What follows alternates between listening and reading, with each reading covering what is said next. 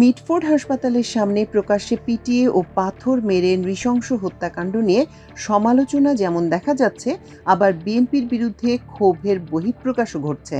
বিএনপির ভিতরেও এই ঘটনায় তীব্র প্রতিক্রিয়া তৈরি হয়েছে। বিএনপির নেতা সালাউদ্দিন আহমেদ বিবিসিকে জানান, দলের জেলা থেকে শুরু করে তৃণমূল পর্যায়ে একটি শুদ্ধি অভিযান চালানোর সিদ্ধান্ত নিয়েছেন তারা। এদিকে বিএনপির ভারপ্রাপ্ত চেয়ারম্যান তারেক রহমানের উদ্দেশ্যে জাতীয় নাগরিক পার্টির কেন্দ্রীয় যুগ্ম সদস্য সচিব ও ঢাকা মহানগর উত্তরের প্রধান সমন্বয়কারী আকরাম হোসেন বলেছেন, আপনি দেশে এসে বিএনপিকে চাঁদাবাজদের কবল থেকে উদ্ধার করুন। বিএনপি জনগণের আস্থাভাজন হয়ে উঠতে না পারলে তাদেরকেও জুলাইয়ে আওয়ামী লীগের পরিণতি ভোগ করতে হবে। জুলাই অভ্যুত্থানের সহযোদ্ধা শক্তি হিসেবে যা আমরা কখনোই চাই না।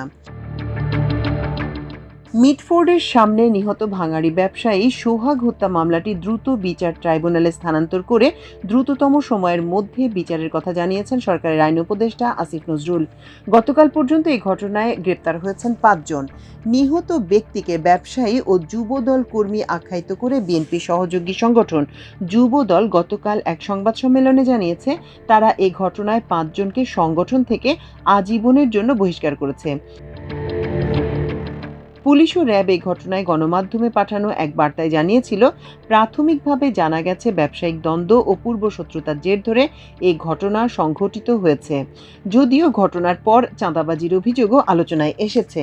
অন্যদিকে র্যাব মহাপরিচালক এক সংবাদ সম্মেলনে জানিয়েছেন, মিটফোর্ডের ঘটনার মূল তদন্ত ঢাকা মহানগর পুলিশ করলেও তারা শুক্রবার থেকে এর ছায়া তদন্ত শুরু করেছেন।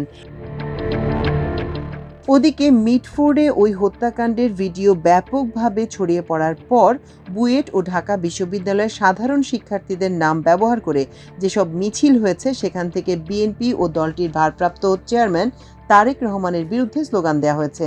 কেউ কেউ ফেসবুকেও তারেক রহমানের নাম উল্লেখ করে পোস্ট দিয়েছেন, জানিয়ে দলের মধ্যে তীব্র প্রতিক্রিয়ার আভাস পাওয়া গেছে।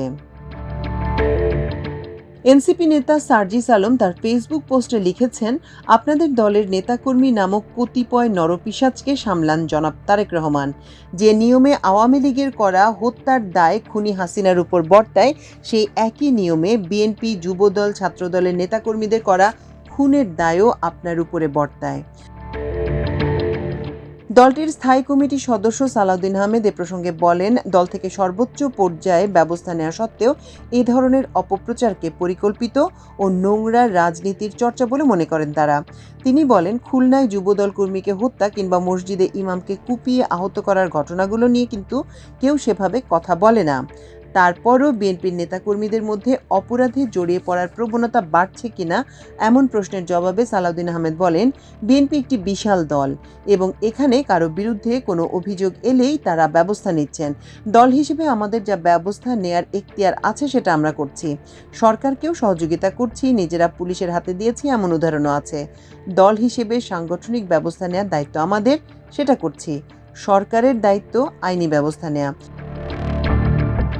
সালাউদ্দিন আহমেদ জানিয়েছেন, দলের মধ্যে শুদ্ধি অভিযানে যে পরিকল্পনা নেওয়া হয়েছে তাতে জেলা থেকে তৃণমূল পর্যন্ত দেখা হবে কারোর রেকর্ড খারাপ কিনা, এ ধরনের ব্যক্তিদের বিরুদ্ধে অগ্রিম ব্যবস্থা দল থেকে নেওয়া যায় কিনা সেটিও পর্যালোচনা করা হবে। মাল্টিমিডিয়া ডেস্ক, আমার দেশ।